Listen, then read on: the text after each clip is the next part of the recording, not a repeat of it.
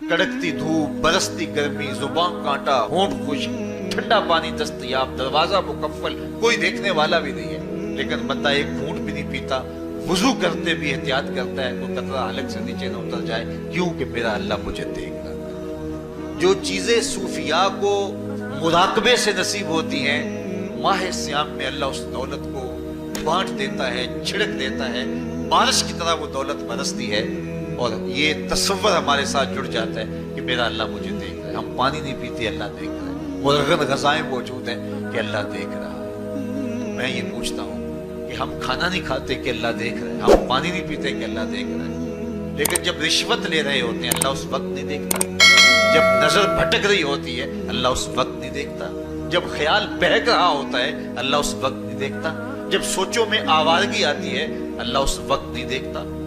تو یہ صرف وہ کھانے اور پینے کو ہی دیکھ رہا ہے، باقی امور زندگی کو نہیں دیکھ رہا، اور وہ کیا صرف رمضان میں دیکھتا ہے، غیر رمضان میں نہیں دیکھتا۔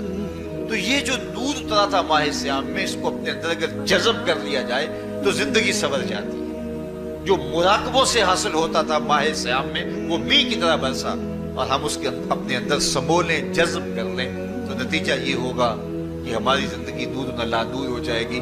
اور یہ تصور جب انسان کی زندگی میں جم جائے تو یہ گناہوں سے روکنے کا مؤثر ذریعہ ہے کہ میرا اللہ مجھے دیکھ رہا ہے۔ مجھے بتائیے اس سے بڑا ہیجان انگیز بھی کوئی منظر ہو سکتا ہے کہ حسن کی پتلی ہے، اور جو ہے وہ اس کی ایک ایک ادا اور اشوے سے قیامتیں پھوٹتی ہیں، اور وہ خود جناب یوسف کے سامنے اپنے حسن کو پیش کر رہی ہے، ساتوں دروازے بھی مکفل ہیں، بت کے اوپر بھی کپڑا ڈال لیا، اور زلیخا حضرت یوسف کو خود کہہ رہی ہے تالک یوسف اب تو آ جاؤ نا، ذرا آنکھ اٹھا کے میرے جلوے دیکھو۔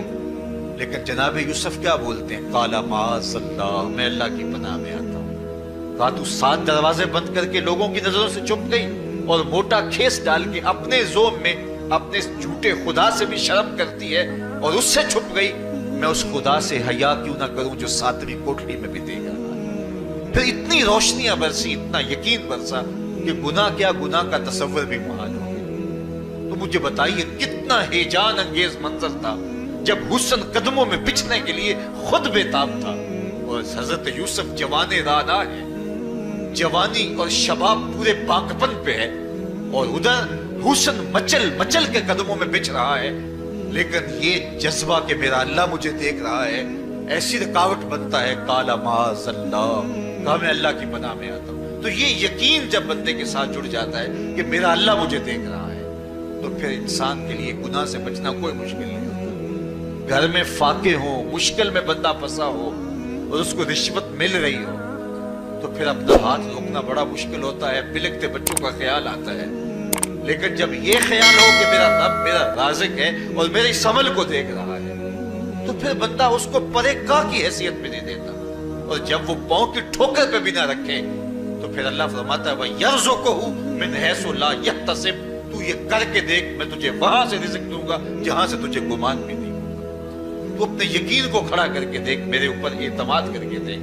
میرے حضور نے فرمایا اللہ پر توکل کرنے کا جو حق ہے اگر تم ادا کرو، وہ تمہیں ایسے رزق دے جیسے پرندوں کو عطا کرتا ہے۔ صبح گھر سے نکلتے ہیں خالی پیٹ ہوتے ہیں، ہمیں تو پتہ ہے دفتر میں جانا ہے، ہمیں تو پتہ ہے دکان پہ جانا ہے، ہمیں تو پتہ ہے فیکٹری میں جانا ہے، ہمیں تو پتہ ہے کہ ہم نے فلاں جگہ جا کے دیہاڑی لگانی، لیکن ان کا کوئی کاروبار نہیں ہوتا، کوئی فیکٹری نہیں ہوتی۔ جدھر جی آیا صبح جو ہے وہ اڑان بھر دی، بند توکل، پنچھی اڑتے، خرچ نہ پلے زیرہ ہو، نہ کوئی راز ہے نہ کوئی کاروبار ہے، لیکن کبھی ایسا ہوگا کہ شام کو خالی پیٹ آئے ہو، تو کہا اگر تم اللہ پہ توکل کر لو وہ بھی تمہیں ایسے رزق دے جیسے پرندوں کو رزق عطا کرتا ہے۔ پرندوں میں سے ایک پرندہ ہے ہنس، یہ سچے موتی کھاتا ہے، اور آپ پنساری کے پاس موتی لینے جائیں تو ہزاروں روپے تولے کے ماشے کے حساب سے آپ لیں، تو پھر بھی آپ سوچتے ہیں کہ بتا دیں یہ خالص دیا یا نہیں دیا۔ وہ اتنے نایاب اور کامیاب ہیں کہ آپ ماشوں اور تولوں میں خریدتے ہیں اور پھر بھی آپ کو شک رہتا ہے کہ یہ خالص ہیں یا کہ نہیں۔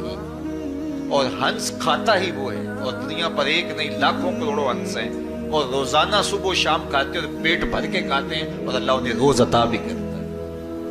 تو یہ मालिक वो है राज़िक है। जब उस पे तवक्कुल और उस पे यकीन पैदा हो जाता है तो फिर मुश्किल नहीं रहता, फिर आसानी पैदा हो जाती है। तो रोज़ों में अल्लाह ताला ये यकीन देता है कि वो मुझे देख रहा है। बंदा ये तयक्कुन पैदा कर देता है कि मेरा अल्लाह मुझे देख रहा है। बाज़ का छोटे बच्चे रोज़ा रख लेते हैं तो माएँ बेचैन हो जाती हैं। जब दोपहर के वक्त फूल जैसे बच्चे कमला जाते हैं तो माएँ उन्हें बंद कमरे में कोई खाना या कोई टॉफी या कोई और चीज या चॉकलेट देती है कि बेटे ये खा लो।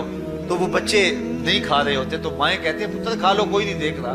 तो वो बच्चे भी कहते हैं अल्लाह देख रहा है। तो वो जो सूफिया को मुराकबों से मिलता है वो एक बच्चे को भी नसीब हो रहा है कि मेरा अल्लाह मुझे देगा। यहाँ एक और भी तसल्ली है, हम हजार गुनाहगार सही, हम हजार स्याहकार सही, लेकिन हमारा रब पे कितना यकीन है रमजान में पता चलता है कि उस जात पे हमारा कितना तयक्कुन है, कितना यकीन है, जिसको देखा नहीं, छुआ नहीं, बात नहीं हुई, जो तसव्वुर ख्याल की हुदूद से बना है।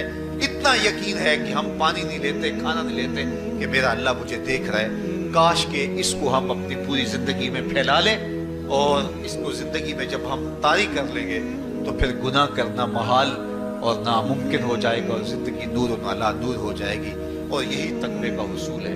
फरमाया ऐ ईमान वालो, तुम्हारे ऊपर रोजे फर्ज कर दिए गए जिस तरह तुमसे पहलों पे फर्ज किए गए थे, लअल्लकुम तत्तकून, ताकि तुम मुत्तकी बन जाओ, ताकि तुम परहेजगार बन जाओ। हजरत सलमान फारसी रज़ी अल्लाह ताला अन्हु से मरवी है कि जब शाबान की 29 तारीख होती तो अल्लाह के महबूब में खुतबा इरशाद फरमाते, उसमें रमजानुल मुबारक के फजाइल बयान करते और कहते हैं तुम्हारे पास एक शहर अजीम, इज्जत और अजमत वाला महीना आ रहा है जिसका हर दिन बाकी साल के दिनों से अफजल है, जिसकी हर रात बाकी साल की रातों से अफजल है, और उसमें एक रात ऐसी है लैलतुल कदर जो 1000 महीने से बेहतर। तो ये अल्लाह ताला की रहमतों का रूप है। रहमतों के दरवाजे खोल दिए जाते हैं और रोजादार का रोजा बिलखुसूस असर के वक्त, शाम के वक्त, पिछले पहर रोजादार के खाली वेदे से जो एक बू उठती है, महक उठती है, अल्लाह को कस्तूरी से भी ज्यादा महबूब होती है। अल्लाह अकबर।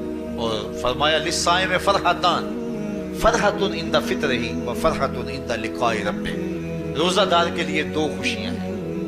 एक खुशी उसे तब मिलती है जब वो रोजा खोलता है सारे दिन की भूख और प्यास काट के, जब शाम को ठंडा और मीठा मशरूब उसे मिलता है और वो मशरूब अपने जो है वो मुंह में डालता है, वो मैदे की तरफ उतरता है तो उसकी जुबान बोले ना बोले उसका एक एक अंग अल्लाह की तस्बीह बोल रहा होता है और अल्लाह का शुक्र अदा कर रहा होता है। उस वक्त उसे एक अजीब फरहत होती है कि इतना तवील लंबा रोजा था, शुक्र है कि मेरा रोजा तकमील को पहुंचा। एक रूहानी मुसर्रत, फिर रोजा खुलने के वक्त उसको बदनी मुसर्रत।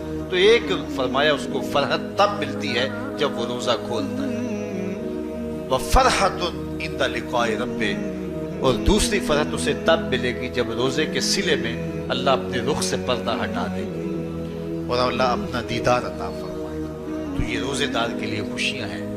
खुश नसीब है वो लोग जो माह सियाम के रोजे पूरे खुशबू खुजू के साथ रखते हैं और इसकी बरकतों से माला माल होते हैं। वरना बाज लोग मैंने ऐसे भी देखे हैं वो छोटी छोटी बीमारियों का बहाना बना के रोजा तर्क कर देते हैं और उन्हें हौसला ही नहीं पड़ता रोजा रखने का, क्योंकि असौमो निस्फ सब्र, रोजा आधा सब्र है।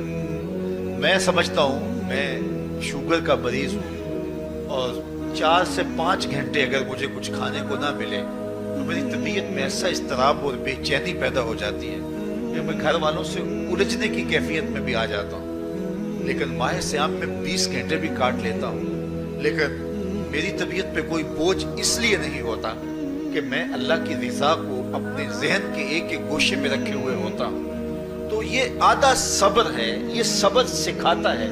और फिर रोजे से जब हम भूख काटते हैं तो गुरबा मसाकीन, वो लोग जो बेचारे भूख और प्यास काट के जिंदगी गुजारते हैं, उनका भी हमें ख्याल आता है कि हमें तो अपने इख्तियार से चंद लम्हों के लिए भूख काटनी पड़ी तो इसकी उल्फत और इसकी अजियत इतनी है।